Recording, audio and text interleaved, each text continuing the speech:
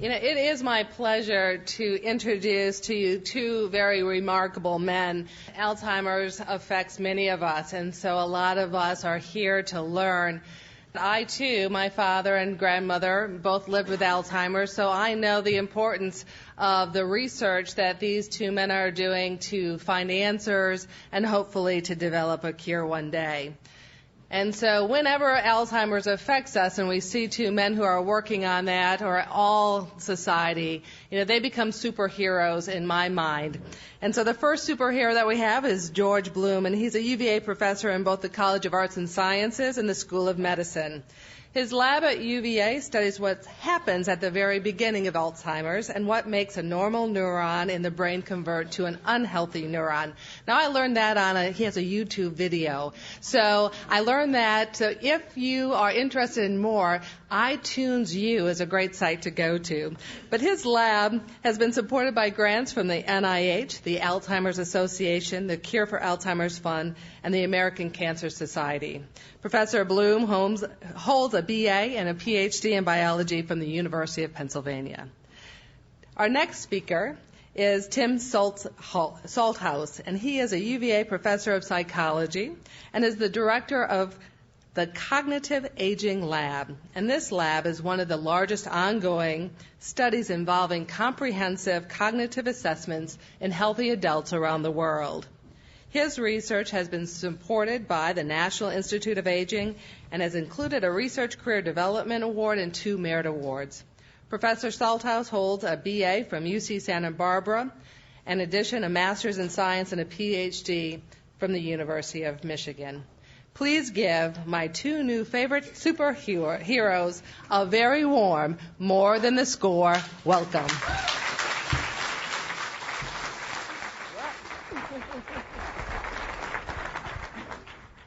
Thank you very much for that kind introduction. I'm sorry my grandchildren weren't here to hear me described as a superhero, even though that's untrue. But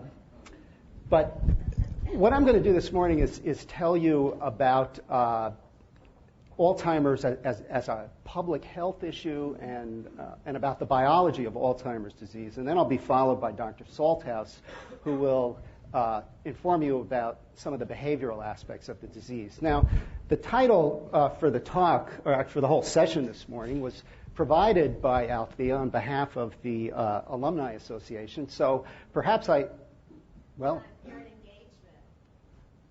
anyway, it was handed to me as a title, and so maybe I should begin by answering the question.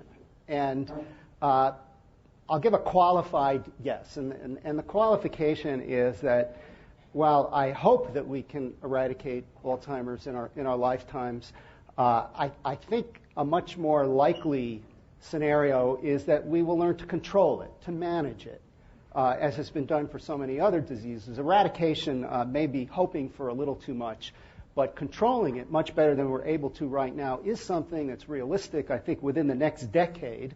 And if I'm wrong about that, I hope I'm wrong because it'll happen sooner. But unlike Larry Sabato, who I think is the speaker in a couple of weeks from now, I do not have a crystal ball, so that's the best I can do right now.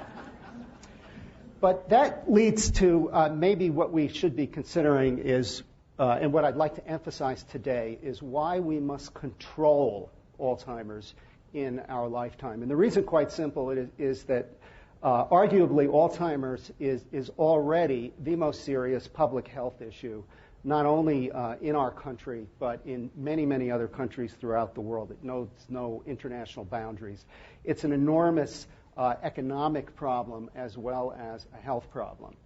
So right now, almost 6 million Americans have Alzheimer's disease, and there's no doubt whatsoever, based on demographics, that number will more than double by the middle of the century, less than 40 years from now, if we can't do better than we're currently able to control the disease.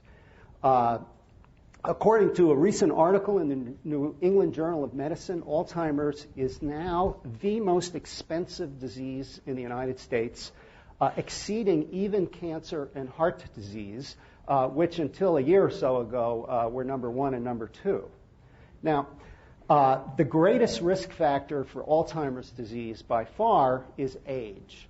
And because people are living longer and there are more and more people, we're having an ever-increasing number of people who are at risk of Alzheimer's. But as you've probably heard in the popular press, head injuries are also a major cause of Alzheimer's disease and other neurodegenerative diseases, including Parkinson's and frontotemporal dementias. I think we all have to ask ourselves the question, can we afford not to spend more money supporting research for Alzheimer's disease? I think you could make a very, very strong case that any investment that we may make in research, even in these tough times and in these politically divisive times, will more than pay off as dividends in the not-too-distant future. So in the history of medicine, Alzheimer's is a pretty new disease. It was first described barely over a century ago by this gentleman, Dr. Alois Alzheimer, who was a German psychiatrist. He had a patient, August Dieter, shown here, who came to him at 49 years of age with the classic behavioral symptoms of Alzheimer's disease. Again, Dr. Solthaus will tell you more about that. And she died just a few years later, and as a result of his experience, Alzheimer wrote a case study that basically is the beginning of the modern Alzheimer's disease story. And the one thing that Alzheimer's did that nobody else did before, because surely other physicians had seen people like August Dieter losing her cognitive skills or memory, what he did that was novel was to look at slices of her brain under a microscope using some new staining techniques that revealed the two structures that are outlined here, amyloid plaque, what we now call amyloid plaques and neurofibrillary tangles, or plaques and tangles for short. And nobody had ever seen these things before in normal brain. And when he compared the brain sections from Ms. Dieter with comparably stained sections from normal people, he found that these plaques and tangles, as we now call them, were unique to her brain, and he therefore made the leap that somehow these plaques and tangles were associated with the disease, that perhaps they were causative, they were at least diagnostic of the disease. In fact, to this day, the diagnosis of Alzheimer's disease, the only definitive diagnosis, involves the kind of behavioral assessments that you'll hear about shortly from Dr. Solthaus, along with microscopic examination of the brain to reveal the presence of plaques and tangles. Because there are lots of other conditions, neurodegenerative diseases, that have similar behavioral symptoms but lack plaques and tangles. And among all of the neurodegenerative diseases that we know of, Alzheimer's is by far the most common. So to understand why memory and cognitive skills decay in Alzheimer's disease, I want to tell you a little bit about what normally allows memory and cognitive skills to function properly in the brain. And they are the result of connections called synapses between brain cells, between cells known as neurons or nerve cells located in the brain. Now, every neuron has three parts. It's got a cell body, or a soma, that's this big round part. It has branched processes that are called dendrites, and usually many of them. And each neuron typically has one long, thin, unbranched process called a synapse. And that synapse, at its very end, makes contact with other neurons at the synapse, and usually those synapses are located on dendrites. And so one cell sends a signal to another cell, and the integration of those signals in large neural networks provides the brain with the ability to store and analyze information. Just as the chip in my laptop computer here has a processor that does the same thing, albeit on a very small scale. An infinitesimally small scale compared to the human brain, which has about 100 billion neurons, most of which are found in the frontal lobes, where memory and cognition is controlled. And on average, each of those neurons makes synapses with about another 1,000 neurons. Some people think it may be as high as 10,000 on average. And that means that there are about 100 trillion synapses, or maybe even tenfold more than that, in the human brain. So it's an enormously complex network of connections that provide the neuroanatomical basis for memory and cognitive skills.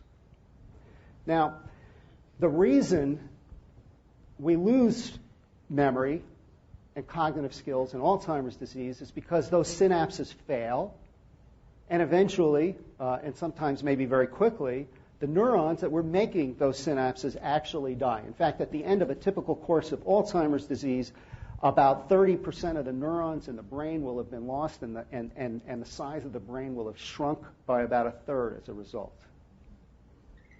So that leads to the question of what causes synapses to fail and neurons to die. This is really the crux of the question. What are the mechanisms?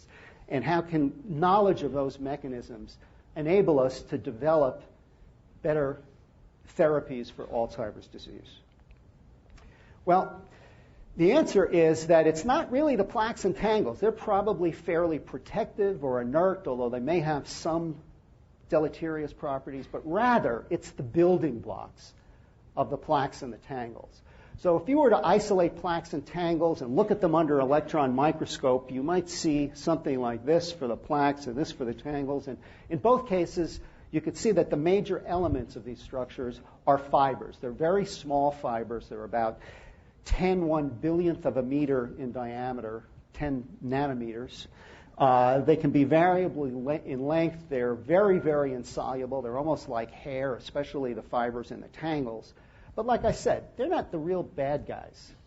These plaques and tangles don't arise de novo out of the clear blue sky. Instead, they're built from smaller subunits, which in the case of the plaques are individual molecules of a small protein called amyloid beta, or A beta, as I'll refer to it from now on. And these A beta molecules gradually coalesce into small aggregates of 2 to 20 molecules each, and we call them oligomers.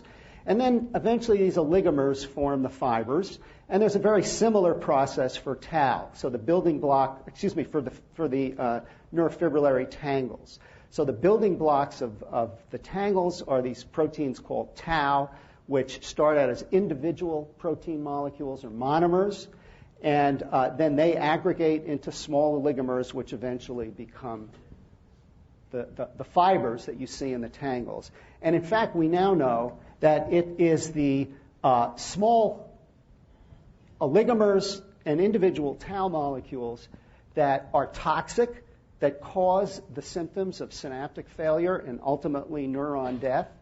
And they become toxic because they misfold. So these molecules normally have 3D structures, and if those 3D structures get altered in certain ways because the proteins misfold, not only do they become toxic to cause synaptic dysfunction and neuron death, but they also become infectious, just like the proteins in mad cow disease and the human equivalents, like Creutzfeldt-Jakob disease and Kuru. So these are diseases that are infectious, but they are not they're not caused by organisms like bacteria or viruses. There's no DNA or RNA involved. Instead, if a misfolded toxic protein that has these properties comes into contact with another normal protein of the same type, it can convert that normal protein into the toxic and infectious form. And we call these kinds of proteins prions. And just like the classic prion proteins in mad cow disease, both amyloid and tau can form prions as well. Now, before you all worry and say, oh, my God, now I can't go kiss Grandma. She's got Alzheimer's disease. I'm going to get it, too, because I come into contact with her. Don't worry about that. In contrast to the classic prion diseases like mad cow disease or Creutzfeldt-Jakob disease, there's absolutely no evidence whatsoever. In fact, the evidence points to there being no infectivity whatsoever from one person to another, but the infectivity is rather within the brain of the affected individual, that a healthy cell can become diseased as a result of incorporating infectious proteins that were created by another cell in the brain. So where do we stand therapeutically right now? Many of you may know that there are 4 FDA-approved drugs on the market. They are Aricept, Razidine, Namenda, and Exelon. And all of these drugs work, well, if they work at all, they work generally for a short period of time and with mild positive effects, and they don't always work.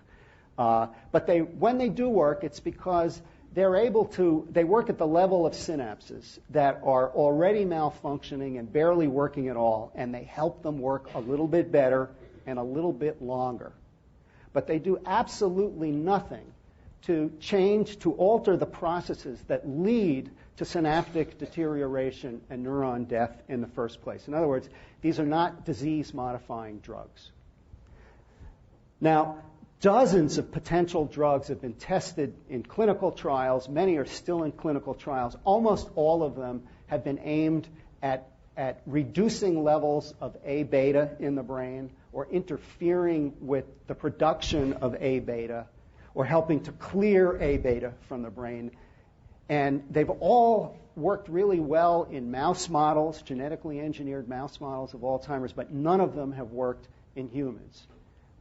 And that sort of leads to the question of why. And I think to understand why, we have to look at the timeline for what happens in Alzheimer's disease. So let's consider a hypothetical example of a person who dies at age 75 at Alzheimer's disease, of Alzheimer's. And we know it's Alzheimer's because an autopsy was performed and plaques and tangles were shown to be present in the brain post-mortem. So what happens before that? Well, about 30 years before that, in the mid-40s, this person was probably already beginning to have a net accumulation of toxic misfolded forms of A-beta and tau.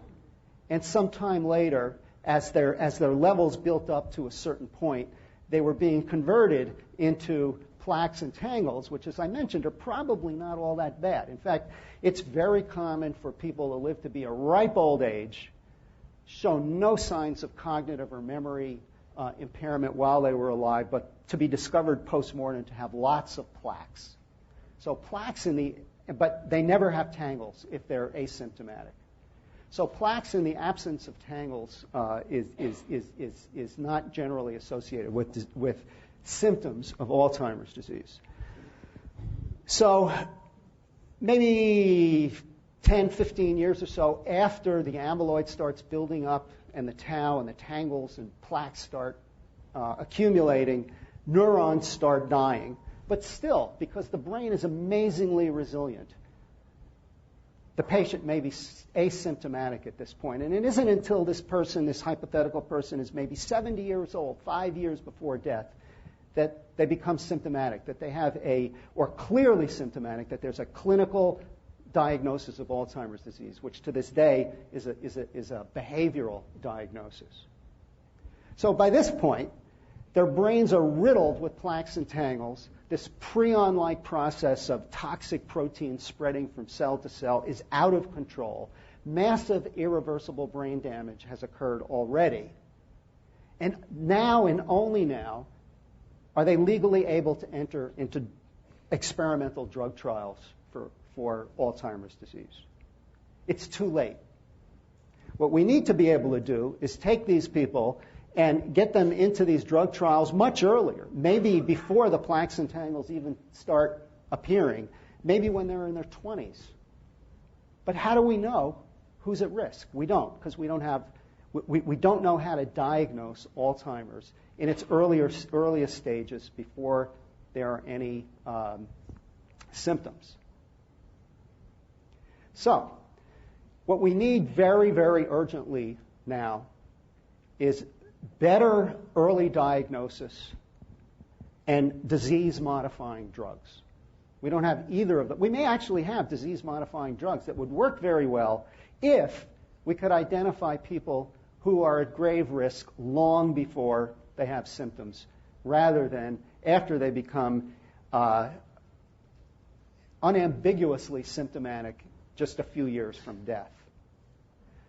So, how are we going to get these things? We need money. Okay? We need a lot more money than is currently available for supporting research on Alzheimer's disease. And let me give you some very specific examples about what I mean. So at the NIH right now, $7 are being spent on AIDS research for every dollar that's being spent on Alzheimer's research. Now, please don't misunderstand me. I am not advocating that we take money from AIDS research and move it over to Alzheimer's research. The money we've spent on AIDS is arguably one of the greatest medical successes in history. The disease has not been eradicated, but it's well controlled right now. We can do better, and that's why we need to continue spending every dollar that we already are on AIDS. But what we need to do for Alzheimer's disease is not just to bring it up to the level of spending for AIDS, but go way beyond that. There's absolutely no question whatsoever that money is a serious limiting factor in the war on Alzheimer's disease right now. Less than 10% of NIH grant applications for Alzheimer's disease are funded. And the number is even worse for the Alzheimer's Association, which is the second largest funding agency for Alzheimer's research, albeit one that spends far less than the NIH, not because they don't want to spend more, but because their resources are much more limited. So, in the final couple of minutes, I want to tell you a little bit about what we're doing in my lab. As you heard earlier, we're trying to determine what happens at the very beginning to convert healthy neurons into Alzheimer's neurons, what kind of biochemical changes take place, and we want to learn how to stop it from happening. That's the translational part of our research. We hope that we will be able to contribute to better early diagnosis as well as better therapeutics. So the thing that we're really focusing on right now is cell death. And we can model this using cultured neurons that are taken out of the brains of mice. And what I want to show you here is the experiment that got all of this work started for us. So these are neurons that come from normal, wild, we call them wild-type mice. And what we did was we exposed them to beta-amyloid oligomers for just 24 hours, for just a day. And these red nuclei that you see indicate neurons that are destined to die as a result of their exposure to Alzheimer's, or to the amyloid oligomers. Now, when we did exactly the same experiment with mice that were neurons that came from mice that were genetically identical, with one exception, their tau genes had been removed, we found that the amyloid oligomers did not cause any of those neurons to die. And although I don't have a picture here to show you, we can use genetic tricks to add tau back to these tau knockout neurons.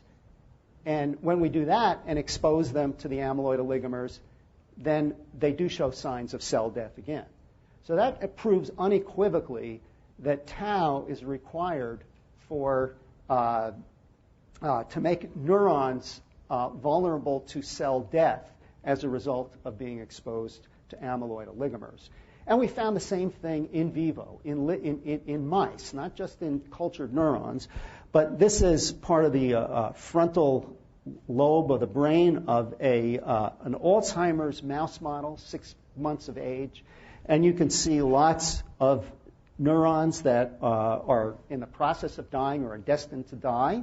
But the same mice, or otherwise identical mice, whose tau genes have been removed, still have lots of amyloid, lots of plaques. Their neurons are not dying. So what I showed you in the prior slide was not an artifact of tissue culture. It happens in vivo also. And although, to the best of my knowledge, there are no tau knockout humans, this same kind of cell death pattern that you see in the Alzheimer's mouse occurs in humans as well. So what this says is that beta amyloid oligomers somehow cause tau to be toxic, and that causes synapses to fail and neurons to die. And so that leads to the obvious idea that, well, if we could somehow reduce or amyloid oligomers in the brain or block their action, we would prevent tau from becoming toxic and prevent synapses from failing and neurons from dying. And that's frankly what all of the drug companies have been trying to do for the last dozen years or so with most of the drugs that have been tested in clinical trials. But as I mentioned, maybe they failed not because the idea is bad, but because they've been given to patients at too late a stage in the disease.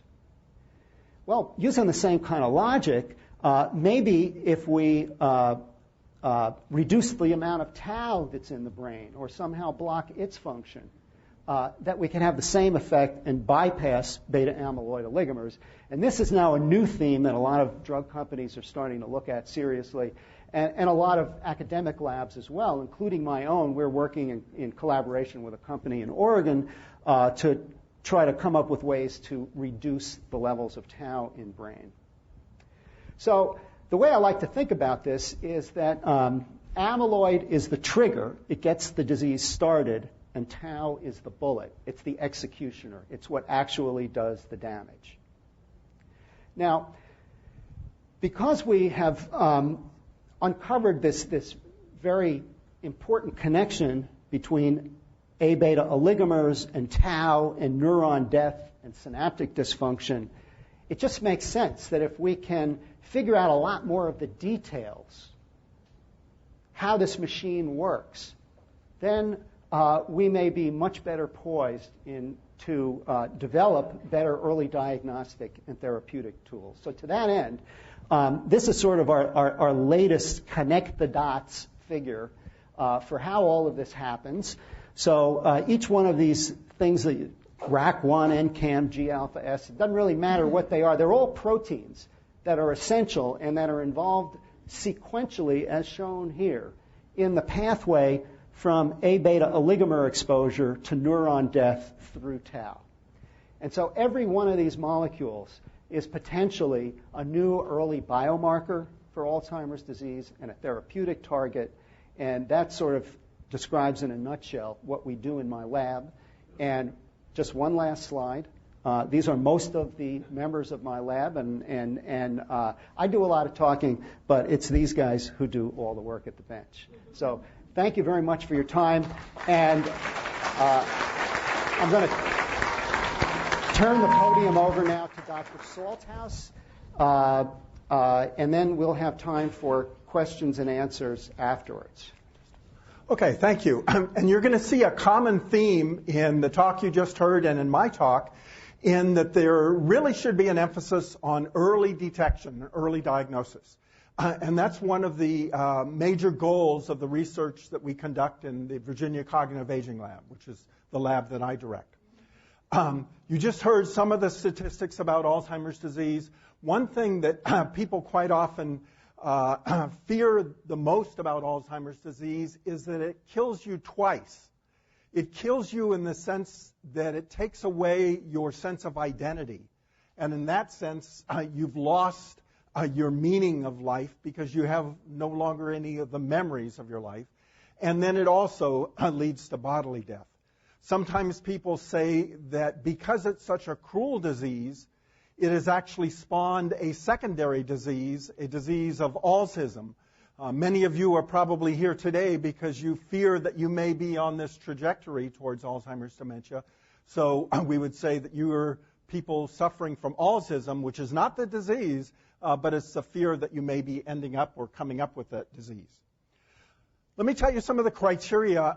As George mentioned, it's really a behavioral diagnosis, and the criteria for dementia can be talked about either informally or with more formal definitions. Informally, I like to refer to the acronym JAMCO, J-A-M-C-O. And these are the 5 primary manifestations of dementia, including Alzheimer's dementia. Judgment is usually impaired. Sometimes this is evident in social situations or in abstract decision making. The person can no longer carry out the same kind of social interactions, or business decisions are compromised. Affect refers to both ends of the continuum. Sometimes people are very apathetic and withdrawn. Other times they kind of have these emotional outbursts, and they are very labile. They move back and forth in terms of withdrawn and then explosive emotions. Memory is the one that I'm going to be talking about the most. There's quite often the primary symptom of Alzheimer's disease is a memory difficulty, forgetfulness of general things, but also more serious things like people who you've known for much of your life. Sometimes you forget the names of them. Sometimes people ask me, well, how do you know whether the memory problem is serious?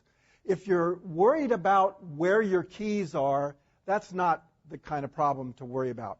If you're holding the keys in your hand and you don't know what they are, consult somebody right away, because that's a problem, and I'll be talking about that kind of distinction in memory in just a minute.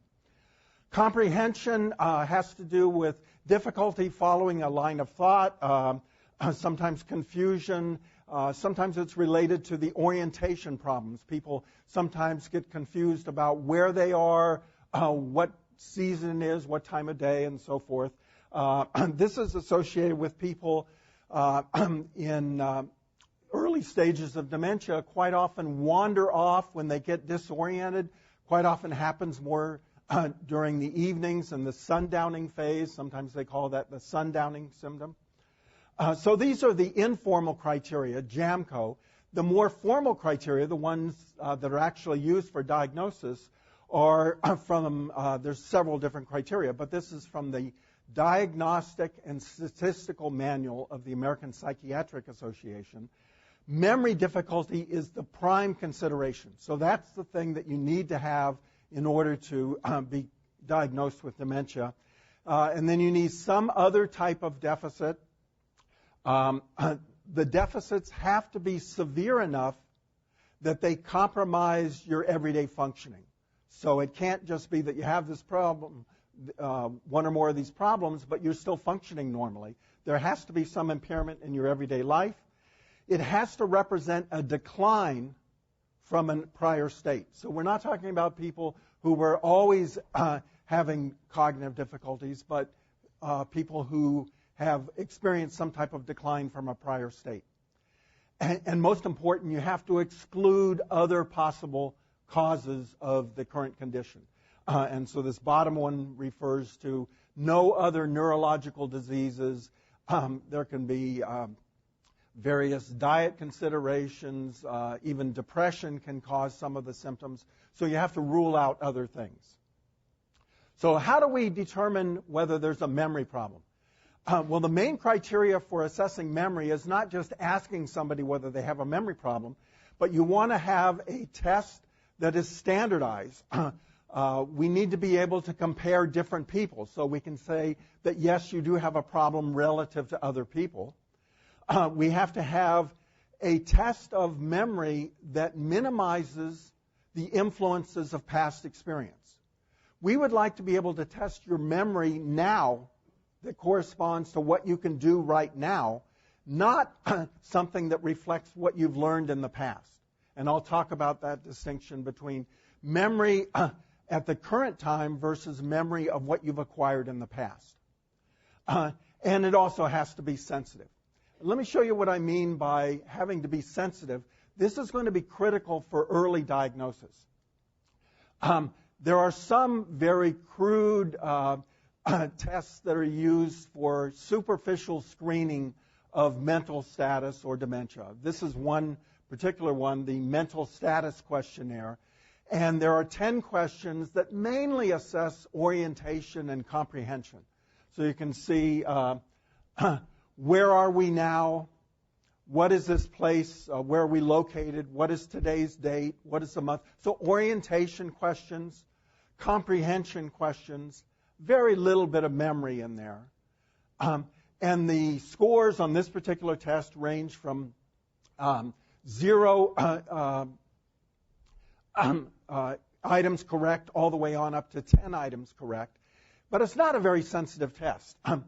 Here's the kind of graph or figure that we're very interested in the field of Alzheimer's disease. We want to be able to characterize normal aging and distinguish it from these preclinical people who are going down towards a trajectory of dementia. We want to do that as early as possible. But the type of test that I just showed you is not very sensitive because a lot of people are going to be in the 8, 9, and 10 range for a long, long time. By the time they have 0, 1, or 2 items correct, they're probably way down in that level where the disease has progressed so far that there may not be too much we can do. So a lot of the focus, both in the behavioral realm and also in the biological realm, is trying to characterize what's happening earlier than dementia and to distinguish it from normal aging. And there have been a variety of terms. They're not really diagnoses. They're not formal classifications. But they're terms to characterize those people who may be on a trajectory or at least are at risk for being eventually being diagnosed with dementia. Things like age-associated memory impairment, cognitive impairment without dementia, no dementia, benign senescent forgetfulness. A lot of times in academia, you make your name by coming up with a new terminology, and that's why there's so many of these. There's a lot of them around there. The one that is most commonly used, you saw this in Professor Bloom's talk as well as mine, this MCI refers to mild cognitive impairment. And that's probably the most commonly referred to preclinical stage of dementia right now. People who are diagnosed with mild cognitive impairment are something like 2 to 3 times more likely to develop Alzheimer's disease within the next 3 or 4 years. So that seems to be people who are at risk. And some of the criteria for being in the mild cognitive impairment, I love the acronym. So the acronym I'm referring to here is SOUND, S-O-U-N-D. The D refers to dementia criteria not met. So the first thing they have to consider is that people who have MCI are not demented. They don't have those criteria. But they do have subjective complaints. They're experiencing some kind of problem, or an informant reports that they are having some problems. There is an objective memory deficit. So if they come in and do the kinds of tests that we do in my laboratory, you can see that their performance is somewhat below what we would expect for their age and education level. But they can do fairly normal kinds of activities. Their overall cognition isn't affected, and they can get along in everyday life. Their activities of daily living are normal. They can dress, feed, care for themselves. Their everyday functioning is okay. It's just that they seem to have subjective complaints and objective deficits in memory. So my laboratory is trying to find the distinction as early as possible between people who might be in mild cognitive impairment or who are on those different trajectories. We're not interested in diagnosing dementia per se. What we would like to do is characterize as early as possible those people who are eventually going to be on a dementia trajectory from those who are healthy and normal. Just another fact, it turns out right now that if you reach the age of 85, there's a chance of about 30 to 40% that you'll be diagnosed with dementia. So we want to find people as early as possible to prevent that kind of thing happening. And in my laboratory, we administer a variety of tests. Some of them are memory tests, and I'll give you an example of a couple of those in a few minutes. We talk about them as episodic memory tests. We also have tests of vocabulary. This is a way to assess the information you've accumulated throughout your life. Reasoning tests, spatial ability tests, and perceptual speed. We started this project in 2001, and it's been funded from the National Institute on Aging ever since then. we've had about 4,800 people who've been in at least once in our laboratory. About 2,200 have come back at least one more time, something like 1,000, 3 more times. It's now one of the largest projects in the world where we ask people to come back repetitively to have this kind of comprehensive cognitive assessment. Now, you might worry, as we do, that the people in Charlottesville are not representative of the general population. And that's true. When we look at measures of cognitive functioning, people who live in Charlottesville, I think it's something to do with the weather, tend to be higher. No, it's actually the people who are in our projects are higher functioning than the general population. But in large part, that's because the people who volunteer to participate in these studies are more select. But we do have a very wide range. The reason I'm showing this in here is that even though the average is somewhere like the 75th percentile of the general population for the people in our study, it's about the same at all different ages. So how do we assess memory? Let me give you an example of a few of the things. I mentioned that knowing what keys are is not something to really be concerned about. That's called semantic memory. Memory of the information that you've acquired over a long period of time. Another type of memory is episodic memory, and that's memory for facts and events that have occurred recently, and you know the time and the location. You know the where and the when of that information. That's why we call them episodic memories. They're memories of episodes that are specific in terms of time and space. Here's an example of a vocabulary item. What does recluse mean? Or in what continent is the Amazon River? My guess is that many of you know the answers to those questions, but you can't remember when or where you were when you acquired the information. It's been acquired so many different times that it's become part of your generic semantic system. Here's some more examples of semantic memory, the kind of knowledge that is not really affected by dementia and the kind of cognitive declines that I'm talking about. So, does anybody know the original name of the boxer later known as Muhammad Ali? Well, here's what it looks like in terms of the age trends on those kinds of measures. The lower scores represent poorer performance. These are expressed in something called Z-scores. I don't want to get into details there, but towards the bottom represents poorer performance, towards the top is higher performance. And you can see that these college student-age people don't really know very much in terms of these kinds of tests. But then they get better and better with increased age, and the maximum for these kinds of tests tends to be in the 60s, 70s, and 80s.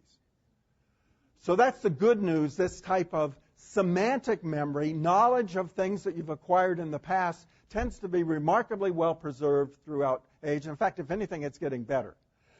There's another type of memory, though, that shows this kind of trajectory, where it's just the opposite. And this is memory for things that are happening recently, and you have to recall the details of those particular events. Let me give you an example of this. And those of you who weren't hesitant to yell out when you knew the answers before, hold your responses a little bit. This is going to be a lot harder for most of us because this is episodic memory. What I'm going to do is show you a list of 12 words. There's no inherent relation among the words. You just have to look at them.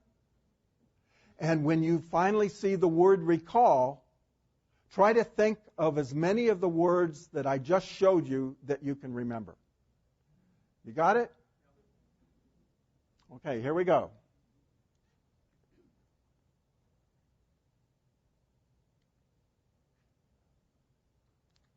So think there were 12 words there.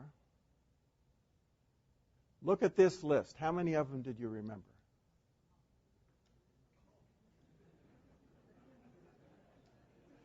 Now, this is not a real way that we would do this testing because it would be one-on-one. I'd make sure you understood. I would make sure that you could see everything, make sure the person sitting next to you wasn't hitting you in the... I would make sure that it was done in the appropriate way. But when we do it in the laboratory, here's what the results look like for a 12-word list like this, that the people in the 20s and 30s can get about 6 or 7 of those words. The criteria sometimes used where you might be considered at risk for having memory problems is 1.5 standard deviations below the mean of, say, 70-year-olds. And that would be about a little over 2 items correct on this particular test. Now, don't go away feeling bad if you couldn't remember 2 of those. This is not the right kind of testing. But this is the kind of thing that we would do in my laboratory, and we do this would just be one of about 20 different types of tests. When we do it in the laboratory, this is the kind of result that we've been finding. Yes, knowledge shows this increase, but many of these other cognitive abilities, reasoning, spatial ability, memory, and speed, show these decreases so that the lowest scores are in the 60s, 70s, 80s, and 90s. So what this is suggesting to us, that when we're trying to make that distinction between the 2 trajectories, or there may be even more, that this trajectory that we've been calling normal aging, or at least many people think is normal aging, really should be moved down, because the people who are in our laboratory, for the most part, are very healthy, normal people. We're confident that very few of them are going to be in this trajectory. At least we hope that very few of them are going to be in that trajectory. So what it might mean is that we have to be very careful about describing what normal aging is. Many of the original formulations where they're talking about normal aging as not being associated with much of a difference relied on things like that mental status questionnaire that I showed you that is just not very sensitive. So what we would like to do, and this ties into the earlier talk, is find out, well, what can we do as early as possible? If somebody's going to be on that trajectory versus this one, we'd like to be able to know as early as possible. And what can we do? How can we push them up? Well, here's my best guess in terms of the things. First, be very careful about hearing these media reports where something is associated with the likelihood of Alzheimer's disease or is associated with early aging. The reason for that is those are just correlations. My favorite example of a correlation is there was a study recently that married people had slower rates of age-related cognitive decline than unmarried people. I don't think anybody's going to prescribe marriage to avoid dementia. That's a correlation. There's a relationship there, but you have to think of it in terms of cause-effect relations. What are the causal kinds of things? There's a lot of interest in this. Here's my best guess. Physical activity, that's probably the best thing that we can do right now, at least from a lifestyle perspective, is that more physical activity increases blood flow to the brain, which has got to be a good thing. We don't know a lot of the details about how it works, but my best guess is that that's a good one. Cognitive stimulation, possibly beneficial. There's a lot of controversy about that right now. We don't really know how to measure it. Sometimes what's stimulating for some persons might not be for others. Brain training, these commercial packages, my feeling is they're just not worth it. If you like to do crossword puzzles, Sudoku, or something like that, you probably get as much benefit as paying money for the brain training games. Diet, supplements, and so forth, the evidence is really mixed there. I wouldn't recommend any of them. What I would recommend is find something you like to do that makes you happy and healthy and do that. Thank you.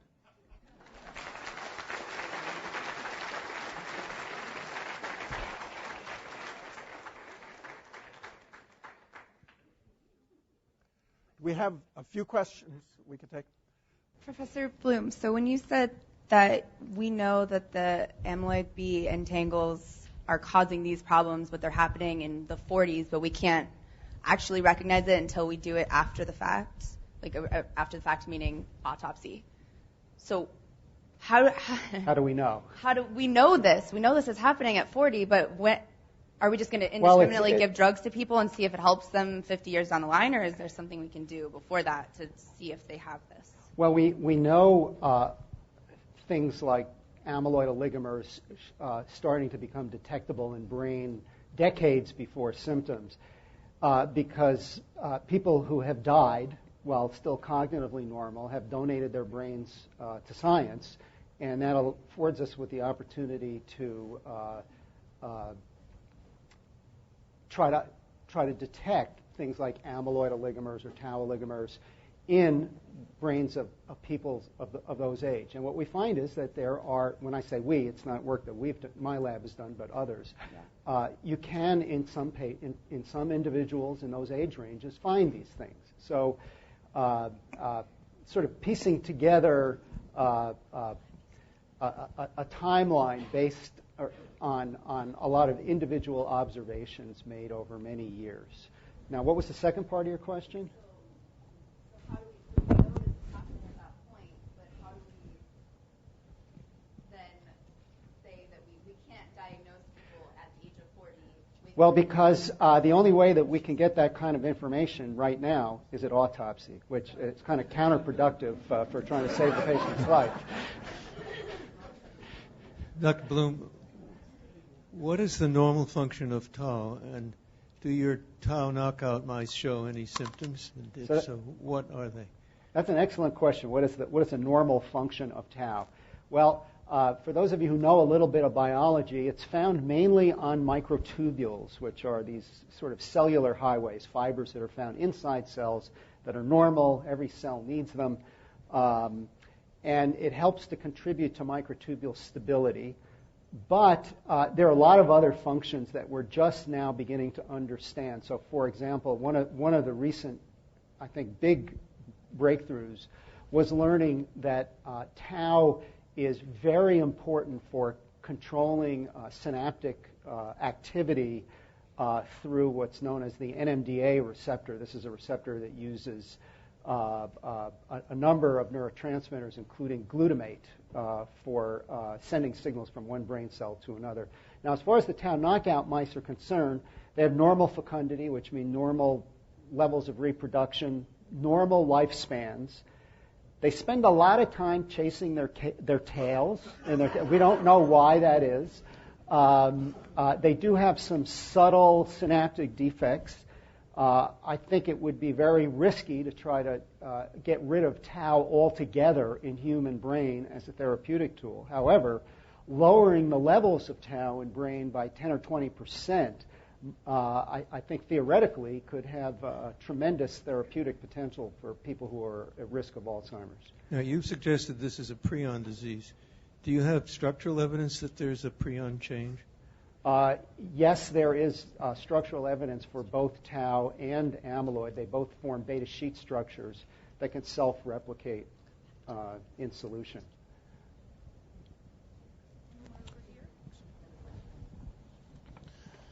Thank you both for your presentations. I do have a question. It's in 27 parts, but no, I'm just kidding. I work closely with an association that deals with veterans who have suffered impact from combat and what have you. And one of the things that I do have a question on is, in your presentation, you made a correlation between head injuries and Alzheimer's. And the other issue that you addressed was you're trying to find areas of study where someone at an earlier age. Has there been any efforts towards looking at some of these athletes, professional athletes, or combat veterans who have suffered these type of injuries, and being able to use them in correlation to your studies? Well, actually, I've not been personally involved in this, but others have, including, I think, very notably, Dr. Stephen Dukoski, who until a couple of months ago was dean of the medical school here at UVA and is still a professor of medicine here at the university. And he and a few of his colleagues have done some groundbreaking work looking at professional athletes, namely professional football players, and finding a lot of using PET imaging techniques. These are for athletes who are showing signs of cognitive and memory impairment.